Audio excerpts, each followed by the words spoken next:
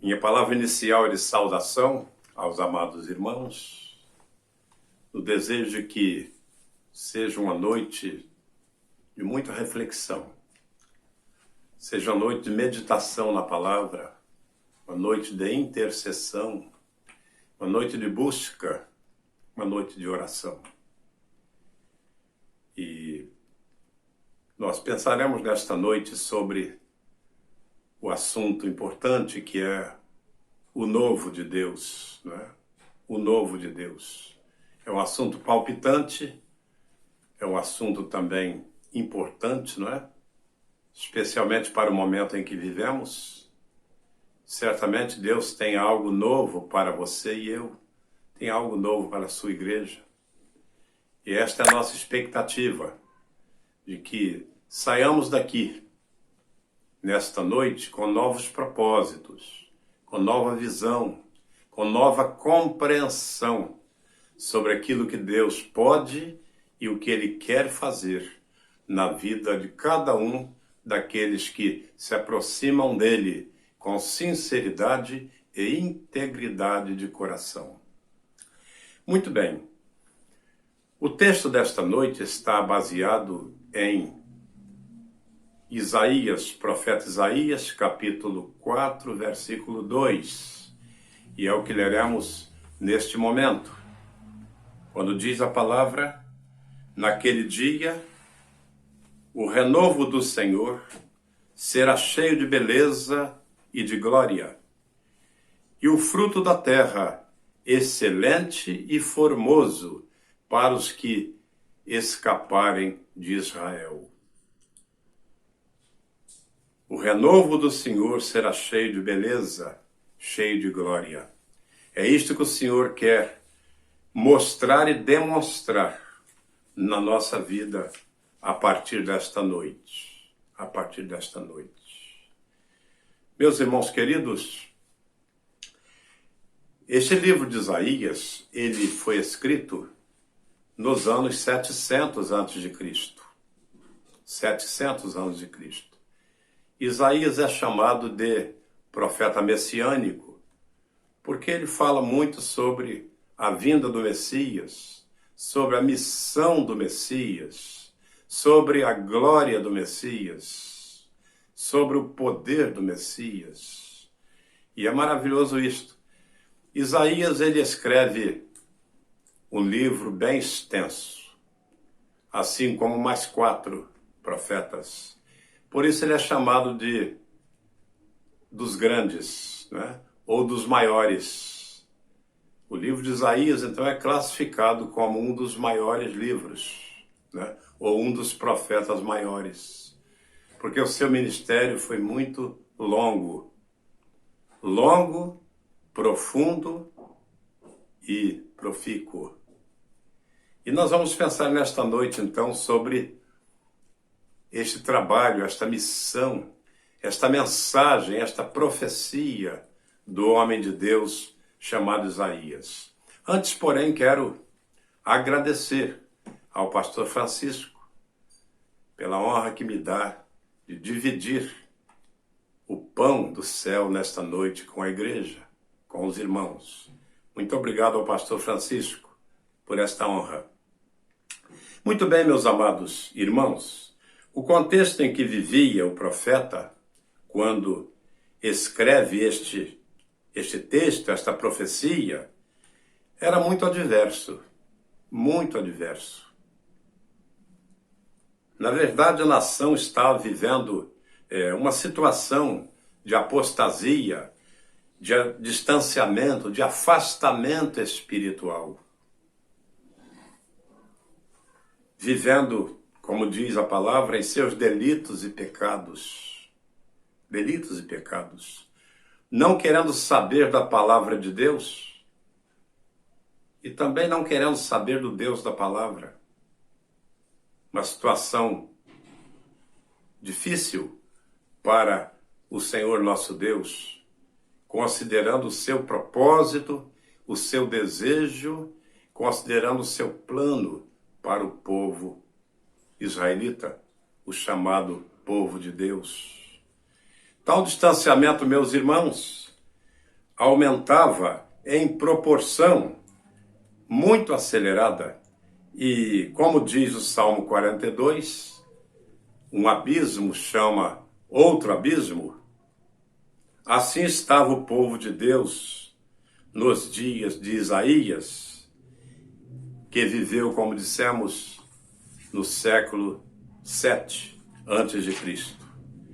E para se ter uma visão mais clara daquela situação, vejamos então que Isaías ele dedica seu ministério em exortar, em advertir o povo à reconciliação, à volta ao caminho do Senhor.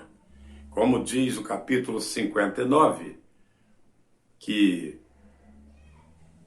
é uma advertência para todos nós, para o povo de Deus daquele tempo e também de hoje, ao dizer: buscai ao Senhor enquanto se pode achar, invocai-o enquanto está perto. O Senhor estava no meio do povo, pronto e disposto para perdoar os seus pecados, para sarar a sua terra, para consertar a sua vida espiritual. Mas com tristeza, meus irmãos, nós podemos constatar que o povo não atendeu a mensagem, não atendeu. Ao contrário, tal foi sua rebeldia que o Senhor precisou puni-lo com o exílio babilônico, onde esse povo vai permanecer por 70 anos exilado, longe da sua pátria, longe da sua terra e também longe do seu Deus, por causa da sua desobediência. Meus amados irmãos, o novo de Deus é uma promessa. O novo de Deus é uma promessa. E esta parte do livro em que lemos vai terminar como sucede tão frequentemente no coroamento de grandes mensagens do profeta, com uma visão de conforto e paz. É interessante porque a mensagem de Isaías, em todo o seu livro, é uma mensagem de despertamento, admoestação, de exortação, mas também, e sobretudo, é uma mensagem de conforto e paz. Conforto e paz. Como ao dizer, se houver conserto para o povo, haverá também perdão e haverá também conforto, haverá paz, haverá tranquilidade, haverá alegria. Interessante isto, não é? Temos no texto, então, irmãos, a promessa de uma consumação ou de uma vida magnífica. O profeta quer mostrar que ao final de toda a história haverá, então, uma consumação magnífica. O povo será coroado, o povo será honrado. E isto é maravilhoso, irmãos. A promessa de que a terra iria se cobrir de fruto, de vegetação, para o remanescente eleito do Senhor. Precioso isto. Isaías está falando a um povo que está prestes a ir para o exílio. Ficar sem a sua terra. Sua terra. Mas que ao final desses 70 anos, com o devido arrependimento do povo, com a devida cura espiritual, esse povo voltaria para a sua terra e poderia ver na sua terra, além da fartura, ver também a frutificação de tudo quanto Deus faria para o bem-estar e para o sustento do povo. Nós sabemos que por várias vezes Canaã padeceu de fome. Teve fome. A terra não deu o seu mantimento.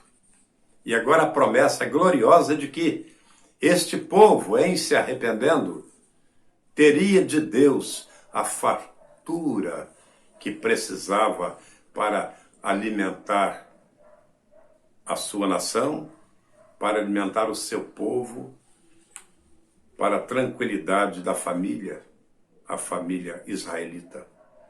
Meus irmãos queridos, a justiça e a verdade, diz o profeta, reinarão nas cidades do país. A justiça e a verdade. Algo precioso, não é? Precioso. Quando nós podemos viver em verdade, não em mentira, em justiça e não na injustiça do povo, dos nossos governantes. É precioso isso, quando Deus pode estabelecer a sua justiça, a sua verdade para com o povo. Isso é glorioso.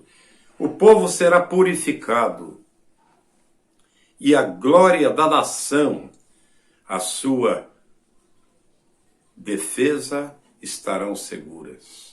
A glória da nação e a sua defesa estarão seguros. Precioso, não é? O povo de Deus devia ser um povo glorioso, um povo invejado pelos povos vizinhos, um povo que vivesse em segurança, em segurança. Entretanto, como a história diz, um povo que viveu sempre sob a ameaça do inimigo.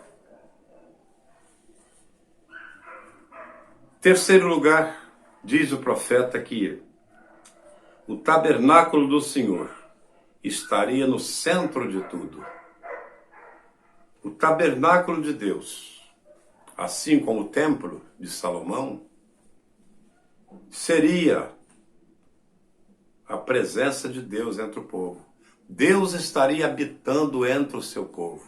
Não seria um Deus à distância, não. Um Deus presente, um Deus no meio do povo.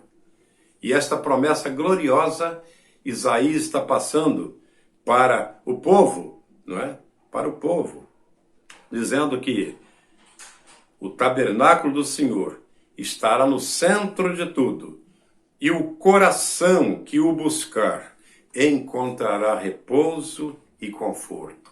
Muito precioso isto, muito precioso. Meus amados irmãos, o renovo de Deus é também uma realidade. Uma realidade. Olha o que diz a palavra mais uma vez. Mais uma vez.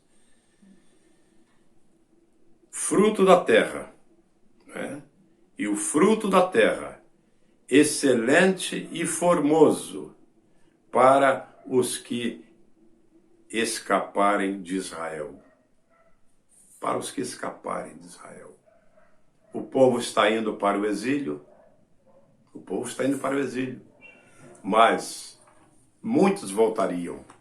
Muitos voltariam. Muitos.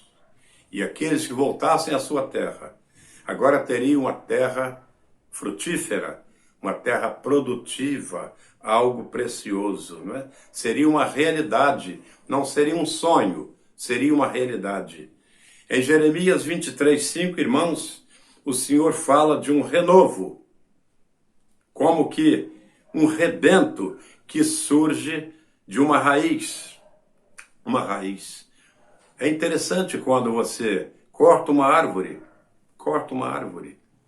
aquela árvore é tombada, fica a raiz, e daqui a pouco os brotos começam a surgir, com um vigor sem igual, algo maravilhoso.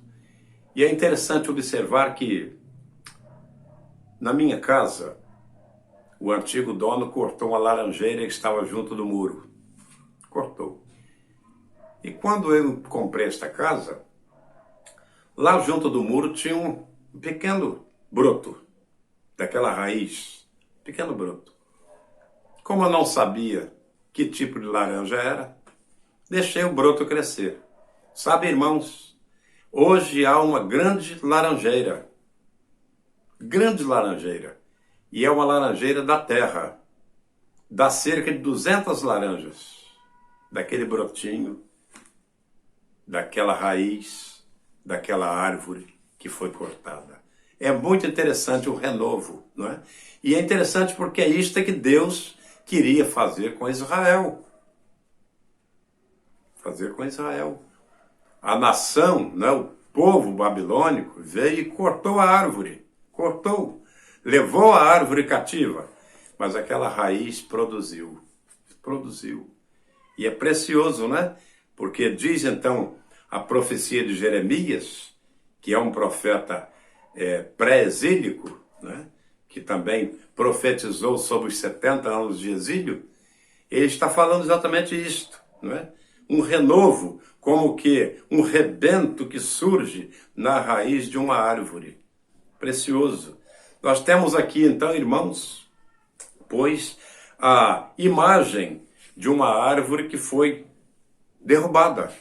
Ela foi derrubada, mas que revela um novo surto de vigor, de brotos. Um novo surto. Passou aquele ciclo, não é? Aquela árvore caiu, agora surge uma nova árvore, mais bonita do que aquela, com mais vigor do que aquela, algo precioso. Ainda em Zacarias 3:8, nós podemos ver o Senhor anunciando o seu propósito de enviar o renovo, de enviar o renovo. E aqui é precioso porque o profeta está falando do Messias, está falando de Jesus, que viria da família de Davi, do tronco de Davi, da raiz de Davi. Precioso isto, não é? Precioso isto. E ao falar então, irmãos, de renovo, a Bíblia se refere então a Jesus. Quando a Bíblia fala de renovo, está falando de Jesus, que viria para ser, ou melhor, para restaurar, não é? Ser o restaurador, ou restaurar o reino de Davi, conforme declara então Apocalipse 22:16, algo precioso. E o texto fala, irmãos, de um tempo de juízo, mas também um tempo de salvação. Tempo de salvação. Um tempo em que Cristo reinará sobre o seu remanescente fiel, com um grande amor. É precioso essa questão do remanescente fiel. Quando nós vemos a genealogia de Jesus, em Lucas, início do capítulo 3, né? Genealogia de Jesus, nós vamos ver algo interessante. Lucas, ele fala da genealogia de Jesus a começar de Deus, não é? Então ele diz que Jesus, filho de José, e vai por aí afora, e Davi foi gerado por fulano, e foi gerado por fulano, foi gerado por fulano, e vai chegar até Adão. Até Adão. E quando chega em Adão, ele diz, e este gerado de Deus. Então você veja que há um remanescente, né? Há um remanescente vindo de Deus até chegar Jesus. Coisa preciosa. Esse remanescente fiel, ou então a linhagem sacerdotal. Remanescente fiel. Você e eu, meu amado irmão, nós fazemos parte do remanescente. O remanescente dos salvos. O remanescente dos salvos. Nós sabemos que não é a humanidade toda que será salva, mas um remanescente. Aqueles que guardam a palavra, aqueles que observam a palavra, aqueles que amam a palavra de Deus. Estes são o remanescente, aqueles que passam de pai para filho, mantendo viva a tocha da esperança celestial, a tocha da salvação. Meus irmãos, o profeta Isaías, ele está então profetizando um tempo de restauração, um tempo de renovo espiritual, quando serão feitas novas todas as coisas. Serão feitas novas todas as coisas, através exatamente do Messias. Através do Messias.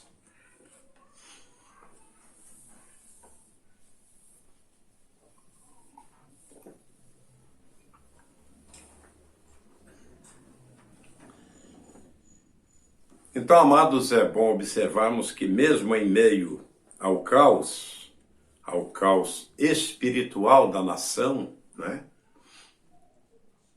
A nação de Israel, o profeta ele vislumbra um tempo de restauração, um tempo de restauração.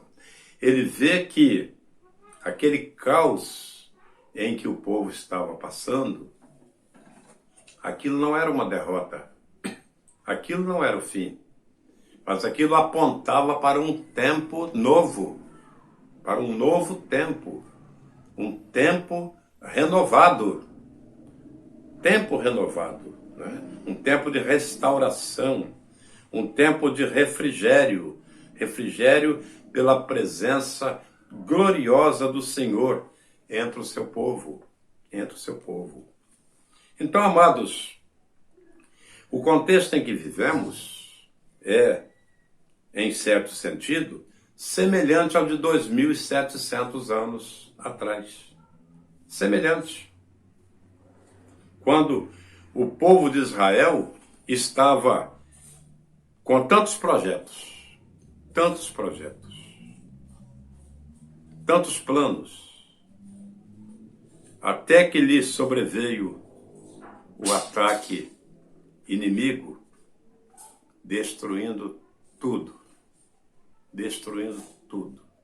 todos os seus sonhos, ficando então à mercê do inimigo, o rei Nabucodonosor, ficando à mercê, não sabendo o que estava reservado para ele amanhã, não sabendo quando aquela destruição do inimigo iria cessar, até que ponto chegaria. É certo, irmãos, que o contexto presente é também sombrio, muito sombrio. Poucas perspectivas, mas nós precisamos crer que todas as coisas estão sob o domínio e o controle de Deus. Todas as coisas. Há duas coisas que precisamos tomar nota. A primeira é que tem coisa que é da vontade de Deus. E tem coisa que é da permissão de Deus. Ele pode querer uma coisa, mas pode permitir outra coisa. Permitir, respeitar a nossa vontade. Precisamos atentar para isto. A promessa do Senhor para o seu povo, naquele tempo, era de conforto, era de paz, de alimento, de justiça, descanso e, sobretudo, sua presença no meio do povo. Sua presença no meio do povo. Especialmente daqueles que o buscassem. Como diz a Bíblia em Hebreus, capítulo 11, verso 8, o Senhor é o mesmo ontem, hoje e o será eternamente. O Deus dos dias de Isaías, que converteu o choro em riso, converteu a desgraça em bênção, converteu a derrota em vitória, é o mesmo Deus de hoje. Não devemos ficar pessimistas, derrotados com a situação presente. É certo que não há ninguém no mundo, em todo o mundo, não há um cientista, por mais sábio que seja, não há um que possa dar uma perspectiva segura sobre o amanhã. Nenhum. Até agora não ouvi de nenhum cientista que dissesse que isto ou aquilo serão solução para o problema. Ainda não vi. Ainda não vi e nem ouvi. Não vi e nem ouvi. Mas o nosso Deus, Ele pode modificar a circunstância. Ele pode mudar o panorama em que estamos vivendo. Ele pode, porque Ele é o mesmo. Ele é o que operou ontem, é o que pode operar hoje. Por que não? Se Deus não mudou, Ele continua sendo poderoso para fazer o que precisamos. O que precisamos. Meus amados irmãos, em Apocalipse 21:8, Apocalipse 21:8, Jesus afirma: eis que faço novas todas as coisas. Eis que faço novas todas as coisas. O Senhor pode mudar a realidade da nossa vida. Pode mudar. Seja qual for. Seja qual for. É certo, irmãos, que não apenas o ímpio hoje está um pouco apavorado, mas com tristeza nós vemos que muitos crentes também estão. Muitos crentes também estão apavorados. Muitos estão. Mas a palavra do Senhor nos garante que Ele é um Deus presente. Ele está presente e Ele é presente. Aliás, um dos seus atributos pessoais é este: a onipresença. Onipresença. Ele sabe todas as coisas e Ele pode todas as coisas. Jesus declara com todas as letras: nada é impossível para o nosso Deus. Nada é impossível. Nada é impossível. O novo de Deus, meus irmãos, pode se operar na vida de todo aquele que o desejar. Pode se operar. O novo de Deus. Ele tem algo espetacular para você e eu. Ele tem. Às vezes nós não usufruímos das bênçãos de Deus, porque nós não buscamos. Nós não buscamos. O profeta Jeremias, no capítulo 33, ele vai declarar isto. O Senhor nosso Deus dizendo ao povo: clama a mim. Clama a mim. Ou seja, buscai-me e responder-te-ei, e anunciar-te-ei coisas grandes e firmes. E anunciar-te-ei coisas grandes e firmes. Grandes e firmes. O novo de Deus é para você e eu, mas precisamos buscar. Precisamos buscar. Jesus mesmo é claro ao dizer que todo aquele que busca, encontra. Todo aquele que busca, encontra. Esta é uma noite de busca. É uma noite de busca. Certamente o irmão veio aqui para buscar algo para si. O irmão está precisando de algo. Mas é possível que o irmão veio buscar também para alguém, para outra. Porque o irmão crê que Deus pode atender. Pode atender. E a minha oração final é que o irmão creia nisso. Confie nisso. Confie nisso. Permita que o novo de Deus, aconteça em sua vida. E o meu desejo sincero, a minha oração, é que o irmão saia daqui renovado, crendo que Deus pode agir e fazer na sua vida, como diz o apóstolo Paulo, infinitamente mais, porque Ele pode e quer abençoar a sua vida, meu amado irmão, e que assim seja. Amém e amém.